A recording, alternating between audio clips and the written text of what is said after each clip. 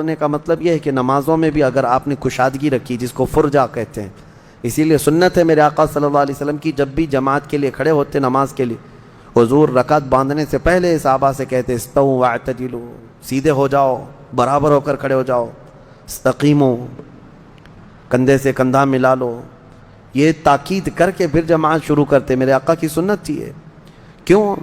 اس لیے کہ فرمایا گیا جب دو لوگوں کے بیچ میں گیپ ہوتا ہے، جگہ خالی ہوتی ہے، تو وہاں شیطان داخل ہو کر دونوں کے دلوں میں وسوسے ڈالتا ہے۔ صفوں کو مضبوط کرنا ضروری ہے۔ پھر سورہ جمعہ کی ہم نے تلاوت کی ہے۔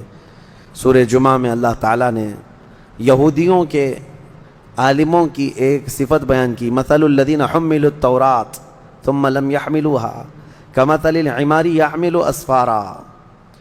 یہ تورات کے عالم جو ہیں ان کا حال تو ایسی ہے کہ کتاب تو پوری ان کو یاد رہتی ہے لیکن عمل نہیں کرتے۔ گدھے کے اوپر وہ ایسی ہے جیسے گدھے کے اوپر کتابیں نہیں بن جاتا، گدھا مولانا نہیں بن جاتا۔ گدھے کے اوپر بخاری شریف رکھ دو، مسلم شریف رکھ دو، ترمذی شریف رکھ دو، کیا بڑا مولانا بن جائے گا گدھا؟ بس یہ ہے کہ وہ کتابیں اٹھایا ہوا ہے۔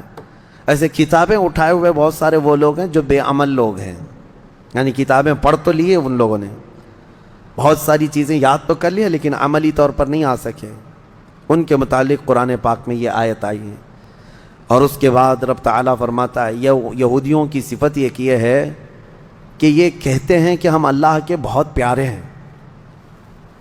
اللہ فرماتا ہے یا ان زعمتم انکم اولیاء للہ من دون الناس، محبوب آپ ان سے کہہ دیں کر یہی اللہ کے پیارے ہیں، محبوب ہیں لوگوں کے علاوہ۔ آج بھی ان کا عقیدہ یہی ہے کہ نحن شعب اللہ المختار، یہ کہتے ہیں پوری کائنات میں اللہ کی چنی ہوئی جماعت ہم ہیں، یہودی چنی ہوئی جماعت ہیں، یہ منتخب ہیں۔